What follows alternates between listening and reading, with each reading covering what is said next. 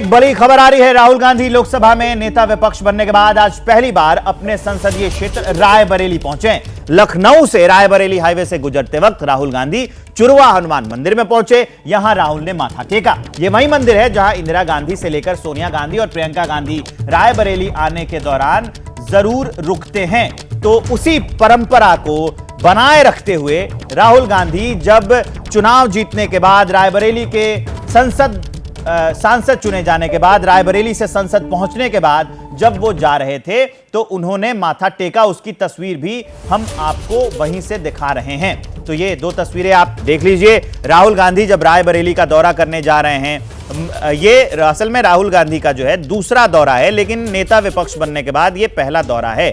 बतौर सांसद वहां पर ये हाल जानने के लिए कार्यकर्ताओं से मुलाकात होगी, वहां पर उनसे हालचाल जानेंगे और रणनीति भी आगे की तय करेंगे। तो राहुल गांधी का रायबरेली दौरा, लेकिन राहुल गांधी ने जो पूजा अर्चना की है हनुमान मंदिर में, चुरवा हनुमान मंदिर में, हम उसकी भी आपको तस्वीरें दिखा रहे हैं। तो दो तस्वीरें आपकी टीवी स्क्रीन पर चल रही हैं। राहुल गांधी आज रायबरेली के दौरे पर हैं।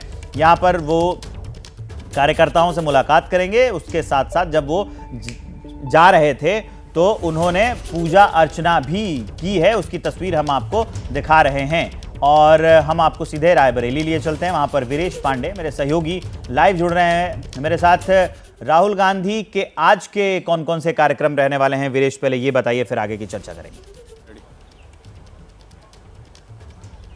देखिए, राहुल गांधी की जो तस्वीर है बदल चुकी है। विपक्ष के नेता के तौर पर पहली बार राहुल गांधी आ रहे हैं अपने संसदीय क्षेत्र और अपनी पैतृक कर्मभूमि, अपने परिवार की। और इसी वजह से जननायक राहुल गांधी ये पोस्टर लगभग पहली बार लगा है। ऐसा पोस्टर हमने देखा नहीं। और रायबरेली के गली गली, चौराहे चौराहे पर जननायक के तौर पर राहुल गांधी को पेश किया जा रहा है। आज बौद्धिक लोगों से मिलेंगे, वकीलों से मिलेंगे, चिकित्सकों से मिलेंगे, यहाँ के बुद्धिजीवियों से मिलेंगे, कार्यकर्ताओं से मिलेंगे और साथ ही साथ पार्टी के नेताओं से मिलेंगे। राहुल गांधी के तमाम दौरों को हमने देखा है, लेकिन ये दौरा कुछ अलग सा है। विपक्ष के नेता के तौर पर, एक गंभीर नेता के तौर पर राहुल गांधी का रायबरेली में आगमन हो रहा है। इसलिए ये भुए मऊ गेस्ट हाउस कहा तो जाता है, लेकिन ये सांसद आवास है। लिखा भी हुआ है सांसद आवास। गेस्ट हाउस के तौर पर लोग जानते हैं, लेकिन ये गेस्ट हाउस नहीं है, बल्कि रायबरेली के सांसद सोनिया गांधी का आवास हुआ करता था। अब राहुल गांधी का आवास है। और ये मैडम आई हैं बहुत दूर से, बहुत देर से मैं आपको देख रहा हूं। आप बताइए मैडम, क्या आप अधिकारी हैं या कार्यकर्ता हैं, नेता हैं, क्या हैं? मैं फूड सेफ्टी डिपार्टमेंट से हूँ। आप जो भी माननीय जी खाना पीना लेते हैं, खाते हैं, उसकी जांच हम लोग पहले से उसको सैंपल लेकर के अपने पास। अच्छा, जो खाएंगे पिएंगे उसको पहले चेक करेंगे आप? हाँ। अच्छा, इससे पहले भी करती थी क्या? हाँ, डिपार्टमेंट का यही काम ही है। अच्छा, जब सांसद नहीं थे, आते थे जब अमेठी के, तब भी यहाँ कोई भी वीआईपी वीवीआईपी जिसके पास में Z+ सिक्योरिटी हो, सभी का भोजन। चलिए मैडम, ठीक है। तो ये पार्टी के नेता कार्यकर्ता हैं भैया, इन्होंने तो खाना पीना सब चेक किया है। आप बताइए, आपने चेक किया, जमीन को देखा? रायबरेली में इस बार राहुल जी आ रहे हैं, तो किस रूप में उत्साह आपको देखने को मिल रहा है, बताइए। राहुल जी उनका स्वागत है। स्वागत है, स्वागत। ये कह रहे हैं नो कमेंट। पत्रकार हैं आप? चलो भैया, आओ और लोगों से भी पूछ लेता हूँ। भैया, कुछ लोग हैं कह रहे हैं कि नो कमेंट, कुछ लोग कह रहे हैं कि बहुत उत्साह है। तो आप में कितना उत्साह है? बहुत उत्साह है। राहुल जी आ रहे हैं हम लोगों से मिलने के लिए, हम लोगों में बहुत उत्साह है जी। विपक्ष के नेता के तौर पर पहली यात्रा है, इसीलिए तो राहुल जी आएंगे, हम लोग उनसे मिलने के लिए बेताब हैं। क्या बदलाव आया है रायबरेली में? राहुल गांधी पहले भी आते थे, इस बार आ रहे हैं, क्या बदलाव देख रहे हैं आप? बदलाव, राहुल जी विपक्ष के नेता हुए हैं और रायबरेली के वो हीरो हैं। हाँ। और जब हीरो रायबरेली में आ रहा है तो हम लोग उनके स्वागत के लिए खड़े हैं, इंतजार कर रहे हैं उनके लिए। पोस्टर मैंने पहले कभी नहीं देखा, जननायक राहुल गांधी। तो जननायक राहुल गांधी कैसे? जिस तरह गरीबों के मुद्दे हों, बेरोजगारों के मुद्दे हों, जैसे मुद्दे राहुल भैया उठा रहे हैं, तो ये एक जननायक ही कर सकता है। तो इसलिए हमारे राहुल भैया सांसद भी हैं और हमको गर्व है कि वो देश के नेता और जननायक हैं। जैसे उन्होंने अभी मणिपुर गए, वो अभी लोको पायलट की समस्या सुनी, मजदूरों की समस्या सुनी, ऐसा और कोई नेता पूरे देश में है ही नहीं। तो इसलिए वो सच्चे जननायक सिर्फ राहुल गांधी भैया ही हैं। राहुल गांधी भैया जी, जी। यानी जो भैया जो शब्द है उससे यहाँ उनकी आत्मीयता का प्रदर्शन हो रहा है, और उनके घर कार्यकर्ताओं का में भी प्रदर्शन हो काफी रहा उत्साह है है। और जो उनका कर्म है गरीबों के साथ मिलने का, वो जननायक के तौर पर उन्हें प्रस्तुत कर रहा है। ठीक है वीरेश, इस जानकारी के लिए आपका बहुत बहुत धन्यवाद। बात करेंगे पीएम मोदी के रूस दौरे की, जिस पर पूरी दुनिया की निगाहें टिकी हुई हैं।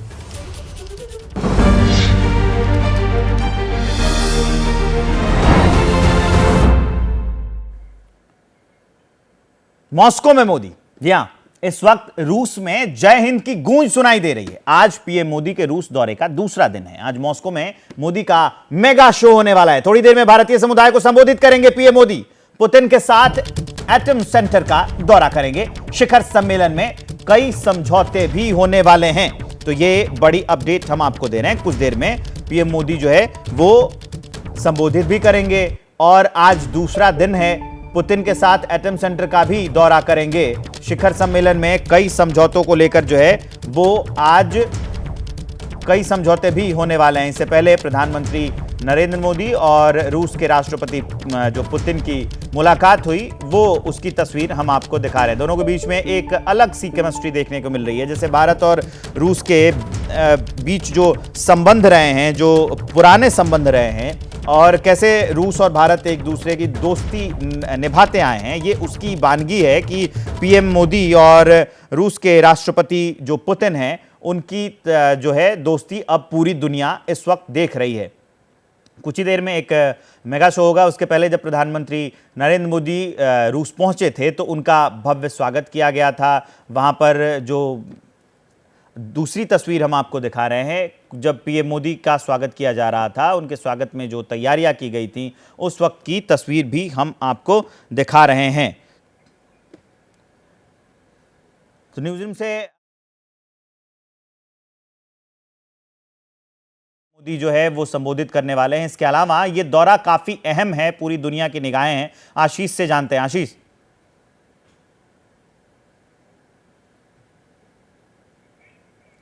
तो ये हम आपको तस्वीरें दिखा रहे हैं। हम आशीष के पास जाएंगे, अभी वो मुझसे जुड़ नहीं पाए हैं।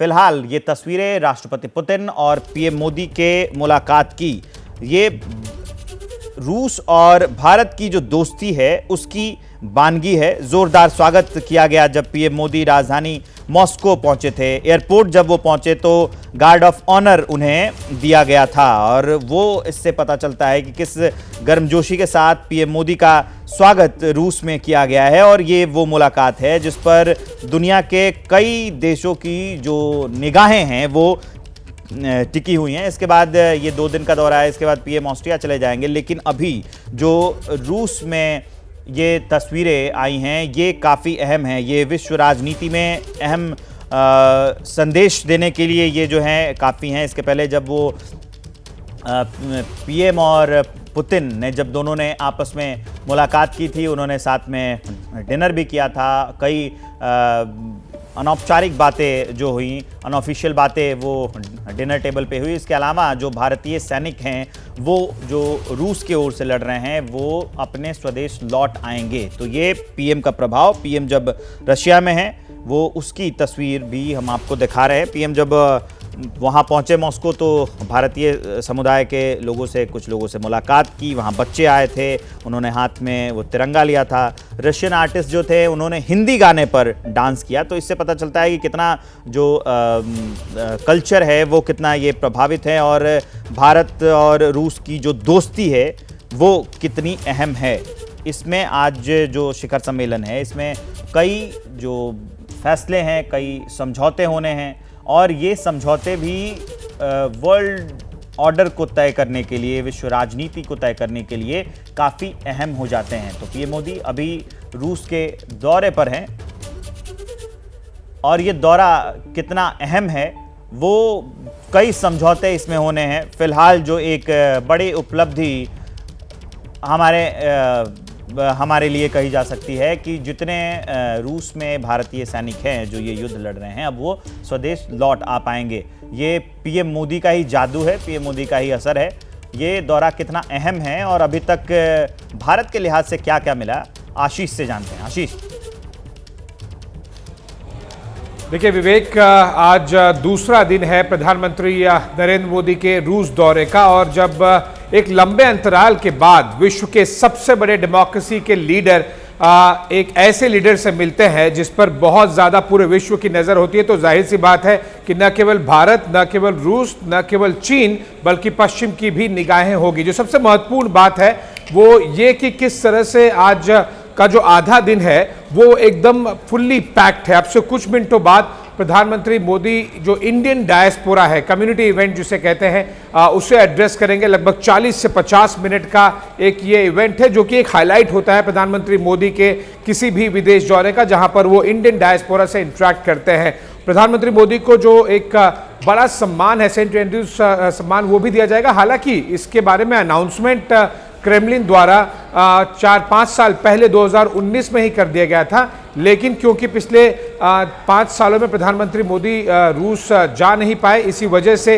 अब इस दौरे के दौरान क्रेमलिन में एक ऑफिशियल सेरेमनी के दौरान प्रधानमंत्री मोदी को यहां पर एक सम्मान दिया जाएगा। एक और बहुत ही महत्वपूर्ण बात है, और वो ये कि आधा दिन बीता नहीं प्रधानमंत्री मोदी के रशिया दौरे का, और हमें उसके रिजल्ट्स दिखने शुरू हो गए हैं।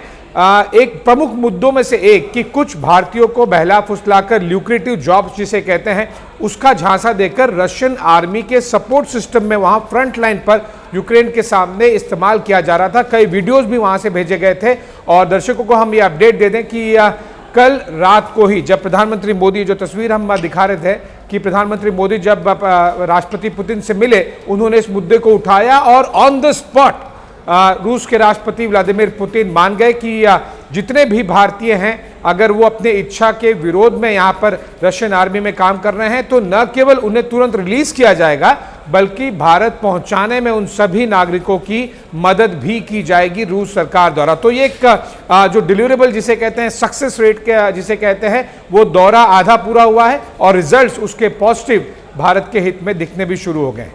आशीष, आप हमारे साथ रहिए बने हुए। अब मैं आपको आगे बढ़ते हुए पीएम मोदी और पुतिन के बीच में जो मुलाकात हुई, बातचीत हुई, वो सुनाने जा रहा हूँ। Еще раз добрый день. Поговорить, наверное, о тех же вопросах, но неофициально. Официальная резиденция, где я живу, с этой стороны комплекс. Работаем, коллеги. घराना वो अपने आप में एक बहुत बड़ा खुशी का अवसर होता है, और मुझे आपने अपने घर पर निमंत्रित किया। Вы посвятили всю свою жизнь служению индийскому народу, и люди это чувствуют. आपकी बात सही है, मेरा वन लाइफ वन विजन है मेरा देश। सलमान के घर फायरिंग मामले में चार्जशीट दाखिल। मकोका कोर्ट में 1736 पन्नों की चार्जशीट दाखिल की गई है। चार्जशीट में बिश्नोई गिरोह को लेकर खुलासा है। महाराष्ट्र में धाक जमाने के लिए यह हमला किया गया, चार्जशीट में ऐसा बताया गया है। चार्जशीट में सलमान खान का भी बयान है। सलमान ने कहा कि मैंने कुछ नहीं किया, फिर भी धमकियां दी जा रही हैं। उन्हें और उनके परिवार को निशाना बनाया जा रहा है। ये सब पैसे की वसूली के लिए किया जा रहा है। तो ये बड़ी अपडेट हम आपको दे रहे हैं कि चार्जशीट दाखिल हो गई है जो सलमान खान के घर पर फायरिंग हुई थी उस मामले में। मकोका कोर्ट में यह चार्जशीट दाखिल हुई है। 1736 पन्नों की चार्जशीट दाखिल की गई है। बिश्नोई गिरोह को लेकर इस चार्जशीट में खुलासा भी किया गया है, और ये कहा गया है चार्जशीट में कि महाराष्ट्र में धाक जमाने को लेकर ये हमला किया गया था ताकि खबर फैले, लोग डरें, इसलिए धाक जमाने को लेकर यह हमला किया गया था। सलमान खान का भी बयान है इस चार्जशीट में। उसमें सलमान खान ने कहा है कि मैंने कुछ नहीं किया है, फिर भी धमकियां दी जा रही हैं। उन्हें और उनके परिवार को निशाना बनाया जा रहा है, और ये सब कुछ जो हो रहा है ये पैसे की वसूली के लिए किया जा रहा है। और इसमें नाम लिखा गया है बिश्नोई गिरोह का। मेरे सहयोगी सूरज ओझा मेरे साथ जुड़ गए इस खबर को विस्तार देने के लिए। चार्जशीट बहुत लंबी है, और क्या क्या उसमें कहा गया है? 1700 से ज्यादा पन्ने हैं चार्जशीट में। जी बिल्कुल, देखिए ये चार्जशीट बहुत ही महत्वपूर्ण है। लॉरेंस बिश्नोई की एक एक हकीकत सामने लाने के लिए इस मामले की जांच के दौरान मुंबई क्राइम ब्रांच ने इस चार्जशीट में 46 लोगों के बयान बयानों का उल्लेख किया है। साथ ही जांच में सलमान खान और अरबाज खान का भी बयान दर्ज किया है। सलमान खान ने बताया कि मैंने ऐसी कोई हरकत नहीं की है जो उन्हें प्रोत्साहित करती है कि मुझे धमकी दें, मेरे परिवार को धमकी दें, मुझे ईमेल करके मुझे मारने की कोशिश करें, मुझे मेरे घर के बाहर एक चिट्ठी छोड़ दें जिस पे मारने की धमकी दी जा रही है। सलमान खान ने ये कहा है कि उनका मानना है कि उन्हें सिर्फ उनसे वसूली करने के लिए इस तरह की एक्टिविटी की जा रही है। मुंबई क्राइम ब्रांच के एक बड़े अधिकारी ने बताया कि हमने चार्जशीट में उन चीज़ों का भी उल्लेख किया है जो चीज़ें इस केस को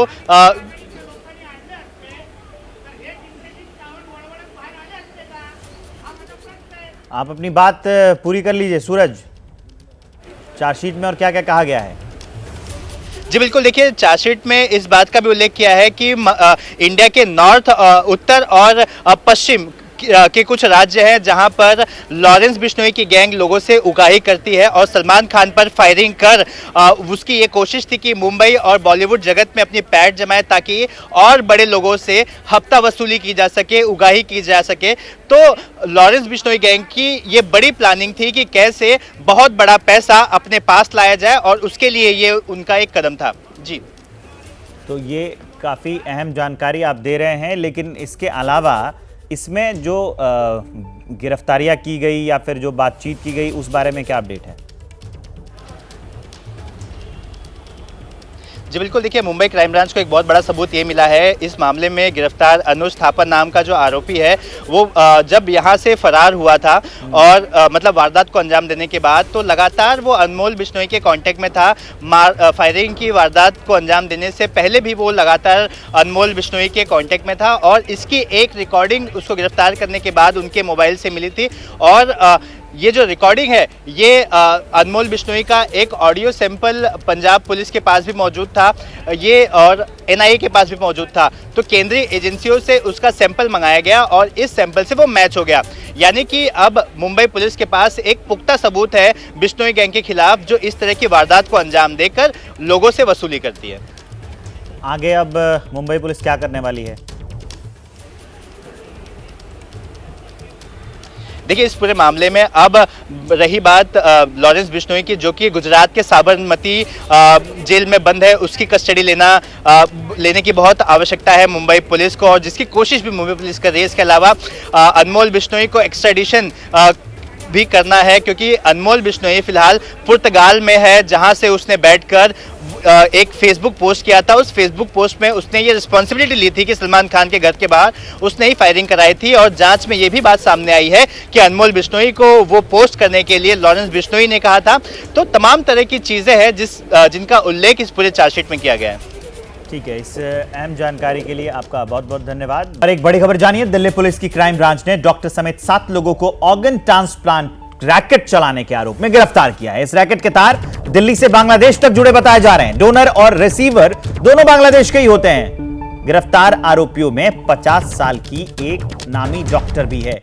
20 से 30 लाख ट्रांसप्लांट करने के पैसे ये लोग लेते हैं। 2019 से ऑर्गन ट्रांसप्लांट का ये रैकेट चल रहा है। तो ये बड़ा खुलासा, दिल्ली में ऑर्गन ट्रांसप्लांट जो अंग हैं वो बेचे जाते थे, ट्रांसप्लांट किया जाता था। क्राइम ब्रांच ने डॉक्टर समेत 7 लोगों को इस के आरोप में गिरफ्तार किया है।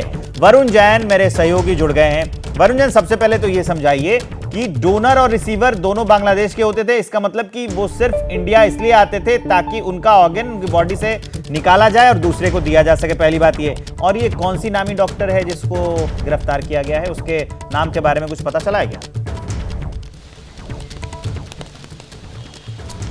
देखिए, अभी तक क्राइम ब्रांच की तरफ से यही बात कही गई है कि राजधानी दिल्ली के एक बड़े नामी अस्पताल से ये जो डॉक्टर है जुड़ी हुई थी। केस टू केस, जो पर्टिकुलर केस को लेकर अपॉइंटमेंट जब मिलती थी तब ये उस ऑपरेशन को करने के लिए अस्पताल आती थी। जो किंगपिन है वो बांग्लादेश में बैठा हुआ है, बांग्लादेश से ही पूरा रैकेट चल रहा था। जो रिसीवर और डोनर दोनों बांग्लादेश से होते थे, जिनके फर्जी डॉक्यूमेंट्स तैयार किए जाते थे और उन्हें हेल्थ ग्राउंड पर यहाँ हिंदुस्तान भेजा जाता था और उसके बाद राजधानी दिल्ली के ही एक इलाके में एक फ्लैट में रखा जाता था और उसके बाद इनका ऑपरेशन किया जाता था।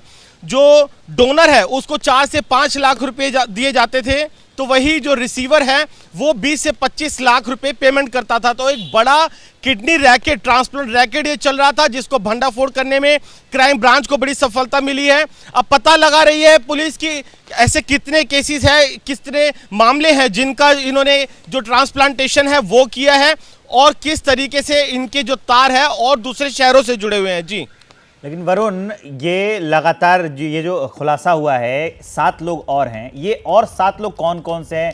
किसी मतलब ये इनका जो पेशा था वो चिकित्सा ही था, या फिर कैसे ये पेशेंट को लाने में, ऑर्गन डोनर को लाने में या रिसीवर को लाने में इनकी भूमिका कैसे थी, क्या थी, ये समझाइए जरा। देखिए, पूरा एक नेटवर्क है। जब बांग्लादेश से डोनर और रिसीवर को हिंदुस्तान भेजा जाता था तो कई लोग हैं जो कि उनके फर्जी डॉक्यूमेंट्स तैयार कराने में मदद करते थे, उनके जो पेपर्स थे उनको तैयार कराया जाता था। कुछ लोग डॉक्टर के साथ इन जो डोनर और रिसीवर है उनको कनेक्ट कराते थे, कुछ लोग उनको ठहरने में उनकी मदद करते थे। तो पूरी की पूरी एक चेन है जिसका अलग अलग रोल होता था, और जो ये पूरा का पूरा नेटवर्क है आपस में साठगांठ करके इस तरीके से काम कर रहा था। क्योंकि हिंदुस्तान के अंदर जो किडनी ट्रांसप्लांटेशन होती है उसको लेकर जो नॉर्म्स है बेहद सख्त है। जो डोनर और रिसीवर है उन दोनों का ब्लड रिलेशन होना चाहिए, कई तरह के जो क्राइटेरिया है उसको पूरा करने के बाद ही जो किडनी ट्रांसप्लांट है वो की जा सकती है। लेकिन सभी फर्जी डॉक्यूमेंट्स को तैयार करना, ब्लड रिलेशन की रिपोर्ट तैयार करना, उनको उनका वीजा से जो जुड़े जो डॉक्यूमेंट्स है उनको तैयार करना, और साथ ही इस रैकेट को उन डॉक्टर के साथ कनेक्ट करना, ये पूरा का पूरा सिंडिकेट था जिससे जुड़े 7 लोगों को अभी तक क्राइम ब्रांच ने गिरफ्तार नजर बनाए रखिए। डॉक्टर कौन है ये पता लगाइए, फिर हम आपको अपडेट दें। तब तक एक और बड़ी खबर जानिए। हाथरस कांड पर सुप्रीम कोर्ट में सुनवाई होगी, ये बड़ी अपडेट हम आपको दे रहे हैं। 12 जुलाई को सुप्रीम कोर्ट में सुनवाई होगी। सुप्रीम कोर्ट अब ये मामला पहुंच गया है, हाथरस कांड पर सुप्रीम कोर्ट में सुनवाई होगी। तारीख 12 जुलाई की, 12 जुलाई को सुप्रीम कोर्ट में सुनवाई होगी। ये जो सूरजपाल बाबा जिसकी सभा में भगदड़ मची, जिसमें सैकड़ों लोग की जान चली गई, जिसमें अभी भी वो फरार है, वो जो है नहीं मिल पाया है पुलिस को। बयान जारी वो कर रहा है, वो बता रहा है कि वो दुखी है, लेकिन अब ये मामला सुप्रीम कोर्ट पहुंच गया है। 12 जुलाई को सुप्रीम कोर्ट में सुनवाई होगी। अंकित गुप्ता आपको स्क्रीन पर दिख रहे हैं इस खबर को विस्तार देने के लिए। अंकित, ये याचिका किसने दाखिल की है, याचिका करता क्या है, इसकी पूरी डिटेल पहले बताइए। देखिए, इस मामले में ये जो याचिका है, एक वकील है विशाल तिवारी, उन्होंने ये याचिका दायर की थी और इस याचिका को जो शुक्रवार को दायर किया था। लेकिन उस दौरान जो बेंच थी वो जो अवकाशकालीन बेंच थी और उसने ये कहा था कि आप मुख्य न्यायाधीश से मांग कीजिए। तो आज एक बार फिर से जैसे ही जो है मामले के जो कोर्ट में सुनवाई शुरू हुई तो याचिकाकर्ता ने कोर्ट में मेंशन किया। मेंशन का मतलब ये होता है कि कोर्ट को ये बताया, मुख्य न्यायाधीश को ये बताया कि हमने हाथरस मामले में एक याचिका दायर की है और उस पर जल्द सुनवाई की जरूरत है, जिस पर मुख्य न्यायाधीश की तरफ से कहा गया कि हां, हमको इस याचिका के बारे में जानकारी मिली है और हम इस पर 12 जुलाई को सुनवाई करेंगे। यानी कोर्ट को भी जानकारी मिल चुकी है कि इस तरीके की एक याचिका दायर हुई है और याचिका में कहा यह गया है कि इस मामले पर जल्द सुनवाई होने की जरूरत है, क्योंकि इस तरीके की जो घटनाएं होती हैं वो दोबारा ना हो, पुनरावृत्ति ना हो। इतना ही नहीं, ये घटना कैसे घटी है उसकी जांच होनी चाहिए। इसके साथ ही में ऐसे दिशा निर्देश बनाए जाएं जो अगर भविष्य में कहीं सत्संग होता है, ऐसा कोई कार्यक्रम होता है, ऐसा कोई आयोजन होता है, तो वहां पर जो दिशा निर्देश हो उससे ये साफ हो कि आयोजन की अनुमति कब मिलेगी और कब नहीं। तो इस तरीके की मांगे की गई हैं, लेकिन अब सुप्रीम कोर्ट ने साफ कर दिया है कि 12 जुलाई को करेंगे इस याचिका पर सुनवाई। जी अंकित, एक बार जरा ये समझाइए कि इस याचिका में आने वाली जो सभाएं हैं उसमें क्या हो क्या नहीं हो, इस पर जोर दिया गया है कि इसके लिए, उस भगदड़ के लिए, गैर जिम्मेदारी के लिए उस बाबा को जिम्मेदार ठहराया गया है। देखिए, याचिका में एक व्यापक तौर पर बातें कही गई हैं। याचिका में सिर्फ एक घटना का, हाथरस की घटना का जिक्र तो जरूर किया गया है, लेकिन उसके अलावा यह भी बताया गया है कि इस याचिका को क्यों सुनवाई की जरूरत है। याचिका में कहा गया है कि भविष्य में इस तरीके के आयोजनों में इस तरह की कोई घटना ना हो, उसको लेकर के नियम बनाए जाए। इस मामले में जो भी दोषी हैं यानी कि हाथरस वाली जो घटना हुई है उस मामले में जो भी दोषी हैं उनके खिलाफ कड़ी कानूनी कार्रवाई की जाए। इतना ही नहीं, इसमें यह भी जो है कहा गया है कि ये एक जनहित का मामला है और भविष्य में इस तरीके की जो है घटना ना हो, पुनरावृत्ति ना हो, उसको लेकर के गाइडलाइंस बनाई जाएं जिससे कि भगदड़ ऐसे मामले दोबारा ना हो। इसके अलावा अगर खुदा ना खास्ता कहीं ऐसी घटना होती है तो किस तरह से मेडिकल बोर्ड का गठन हो, मेडिकल फैसिलिटीज मुहैया कराई जाए। तो एक व्यापक तौर पर जो है जिक्र किया गया है इस याचिका में, लेकिन निश्चित तौर पर जब सुनवाई होगी तो वहां पर ये बाबा की भी बात होगी, वहां पर जो प्रशासन की भी बात होगी, वहां जिस तरीके से भगदड़ के बाद मौतें हुई हैं उसका भी जिक्र होगा, तमाम पहलुओं का जिक्र किया जाएगा। जी, सूरजपाल है ना, जो बाबा है सूरजपाल, यही मुख्य भूमिका में है। तो ये जो याचिका है इसमें सबकी नजर इस वक्त इस पर रह सकती है कि इसके बारे में उस याचिका में क्या कहा गया है।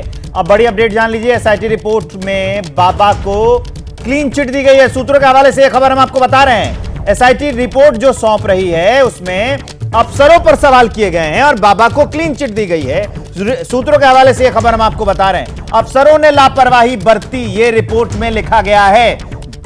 जो बाबा का सत्संग था जिसमें सैकड़ों लोगों की जान चली गई है, अब उसमें एसआईटी ने रिपोर्ट सौंपी है और सूत्रों के हवाले से यह खबर है कि बाबा को क्लीन चिट दे दी गई है उस रिपोर्ट में और जो गाज है अब अफसरों पर गिरेगी। कहा गया है कि जो अफसर हैं इन्होंने लापरवाही बरती थी। अंकित गुप्ता मेरे सहयोगी लगातार बने हुए हैं। अंकित, साफ शुरू से ही समझ में आ रहा था कि ये लीपापोती चल रही है, बाबा को बचाने की कोशिश है और कुछ खास नहीं है। वैसे ये रिपोर्ट है, सूत्रों के हवाले से हम बता ही रहे हैं कि उसमें कहा गया है कि अफसरों की गलती थी, बाबा साफ हैं।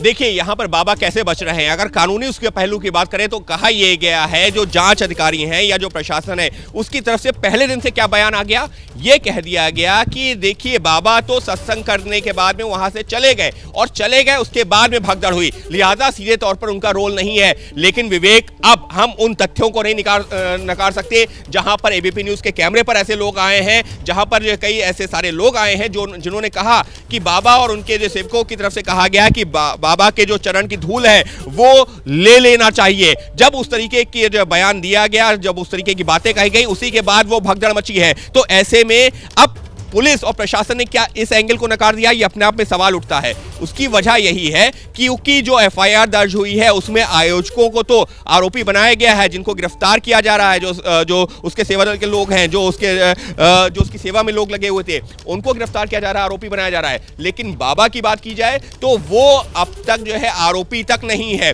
और उसकी सबसे बड़ी वजह यही है कि पुलिस और प्रशासन ने पहले से ही कह दिया है कि बाबा की इसमें कोई भूमिका नहीं है। लेकिन विवेक, यहां पर एबीपी न्यूज फिर यही सवाल उठा रहा है कि जब कैमरे पर आकर के प्रत्यक्षदर्शी उस सत्संग में मौजूद लोग ये कह रहे हैं कि बाबा की तरफ से, उनके अनुयायियों की तरफ से, उनके सेवकों की तरफ से कहा गया कि बाबा के चरण की धूल लेनी चाहिए और उसके बाद भगदड़ मची, तो अंकित ये बहुत बड़ा सवाल है कि आखिर बाबा की भूमिका क्यों नहीं तय हो रही है। उधर पीएम मोदी मॉस्को में संबोधित कर रहे हैं, सीधा वो सुनाते हैं आपको। काग देना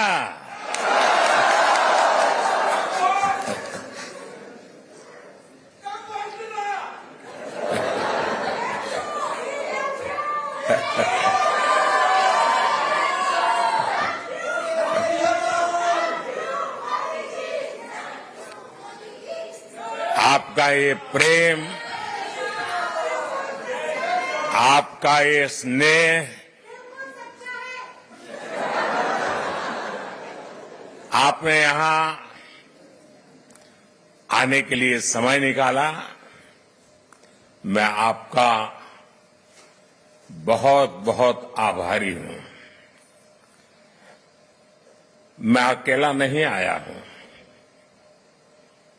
मैं मेरे साथ बहुत कुछ लेकर के आया हूं।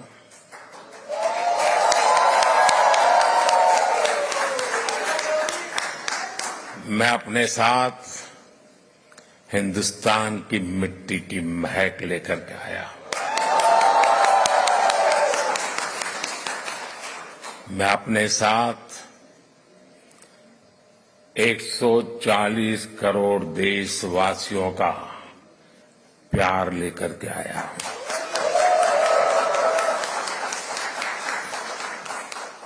उनकी शुभकामनाएं आपके लिए लेकर के आया हूं और ये बहुत सुखद है कि तीसरी बार सरकार में आने के बाद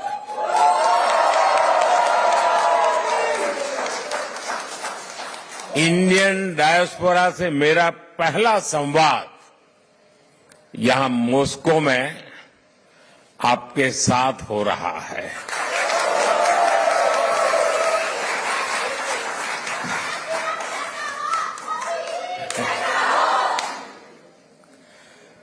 वैसे साथियों, आज 9 जुलाई है और आज के ही दिन मुझे शपथ लिए पूरा 1 महीना हुआ है।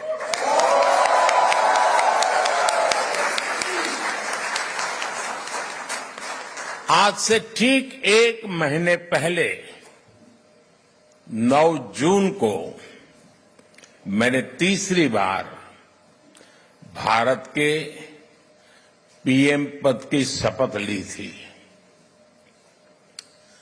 और उसी दिन मैंने एक प्रण किया था। मैंने प्रण किया था कि अपने तीसरे टर्म में मैं 3 गुनी ताकत से काम करूंगा।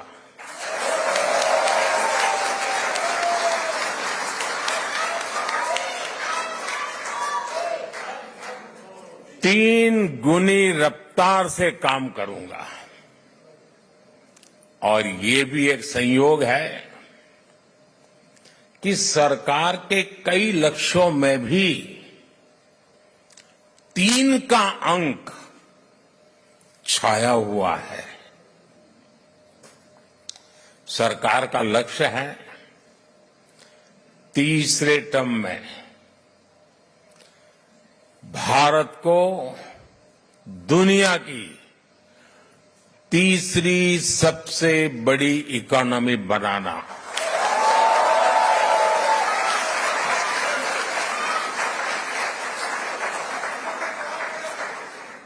सरकार का लक्ष्य है तीसरे टर्म में गरीबों के लिए 3 करोड़ आवास बनाना, 3 करोड़ घर बनाना। सरकार का लक्ष्य है तीसरे टर्म में 3 करोड़ लखपति दीदी बनाना।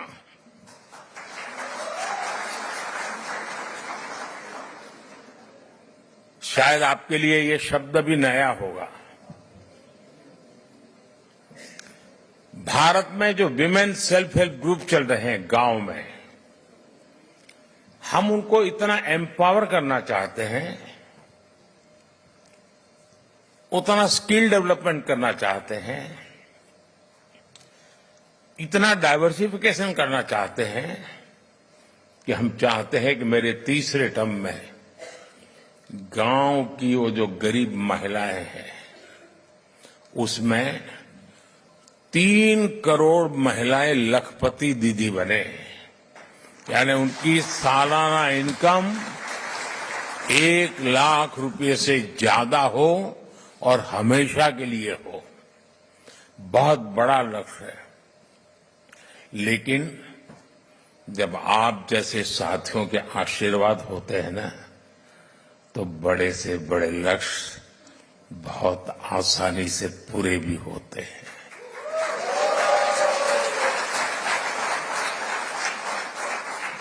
और आप सब जानते हैं,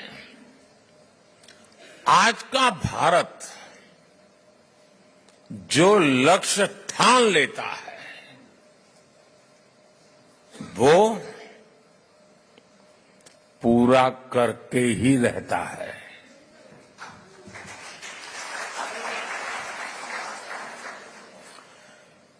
आज भारत वो देश है जो चंद्रयान को चंद्रमा पर वहां पहुंचाता है जहां दुनिया का कोई देश नहीं पहुंच सका। आज भारत वो देश है जो डिजिटल ट्रांजैक्शन का सबसे रिलायबल मॉडल दुनिया को दे रहा है। आज भारत वो देश है जो सोशल सेक्टर की बेहतरीन पॉलिसी से अपने नागरिकों को एम्पावर कर रहा है। आज भारत वो देश है जहां दुनिया का तीसरे सबसे बड़ा स्टार्टअप इकोसिस्टम है।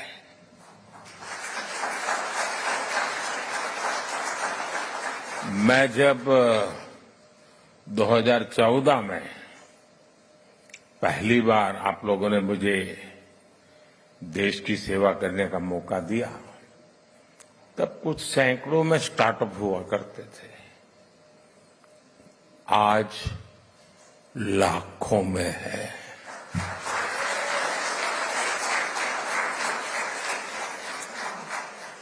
आज भारत वो देश है जो रिकॉर्ड संख्या में पेटेंट फाइल कर रहा है, रिसर्च पेपर पब्लिश कर रहा है, और यही मेरे देश के युवाओं का पावर है, वही उनकी शक्ति है। और दुनिया भी हिंदुस्तान के नौजवानों की टैलेंट को देखकर अचंभित भी है। साथियों, पिछले 10 वर्षों में देश ने विकास की जो रफ्तार पकड़ी है, उसे देखकर दुनिया हैरान है। दुनिया के लोग जब भारत आते हैं तो कहते हैं भारत बदल रहा है। आप भी आते हैं तो ऐसा ही लगता है ना?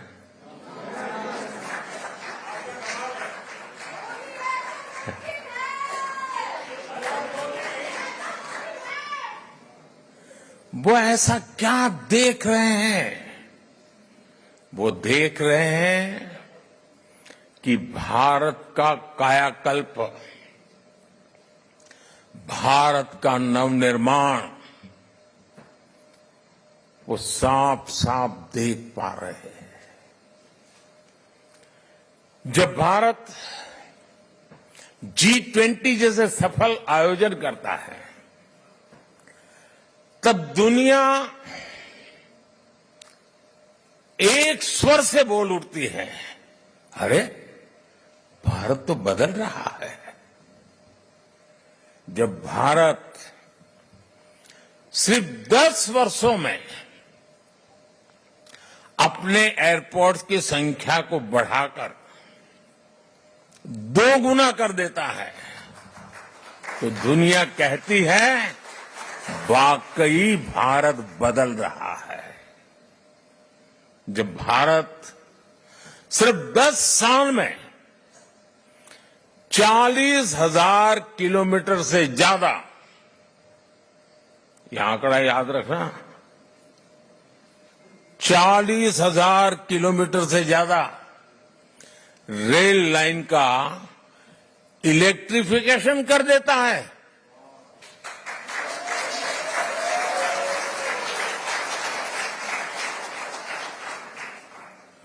तो दुनिया को भी भारत के पावर का एहसास होता है। उनको लगता है देश बदल रहा है। आज जब भारत डिजिटल पेमेंट्स के नए रिकॉर्ड बना रहा है, आज जब भारत L1 पॉइंट से सूरज की परिक्रमा पूरी करता है। आज जब भारत दुनिया का सबसे ऊंचा रेलवे ब्रिज बनाता है, आज जब दुनिया की सबसे ऊंची स्टैच्यू बनाता है, तो दुनिया कहती है वाकई भारत बदल रहा है।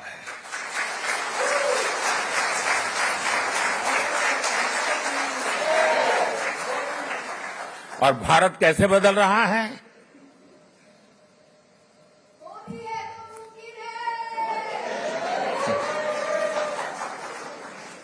कैसे बदल रहा है? भारत बदल रहा है क्योंकि भारत अपने 140 करोड़ नागरिकों के सामर्थ्य पर भरोसा करता है।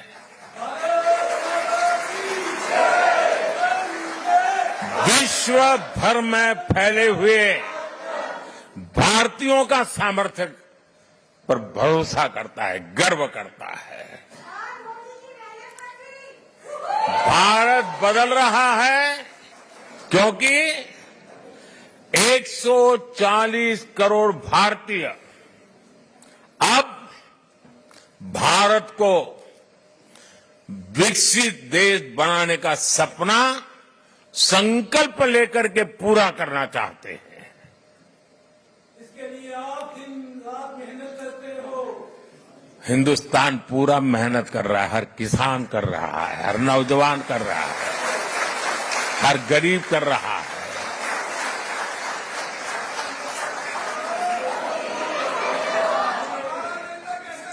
आज दुनिया के अलग हिस्सों में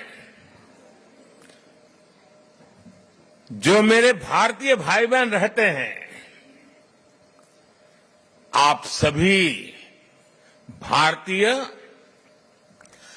अपनी मातृभूमि की उपलब्धियों पर सीना तान करके, सर ऊंचा कर करके गर्व करते हैं। तो मॉस्को में भारतीय समुदाय के बीच पिछले 10 साल में भारत की विकास यात्रा का ब्यौरा रखते हुए प्रधानमंत्री नरेंद्र मोदी को आप सुन रहे थे। अब इस वक्त की बड़ी खबर मैं आपको बताती हूं। हाथरस कांड की एसआईटी रिपोर्ट मिलने के बाद मुख्यमंत्री योगी आदित्यनाथ ने बड़ा एक्शन लिया है। एसडीएम सीओ समेत 6 अधिकारियों को भगदड़ मामले में निलंबित कर दिया गया है। तो एसडीएम सीओ समेत 6 अधिकारी जिन्हें फिलहाल सस्पेंड किया गया, ये बड़ा एक्शन लिया गया है यूपी सरकार की तरफ से।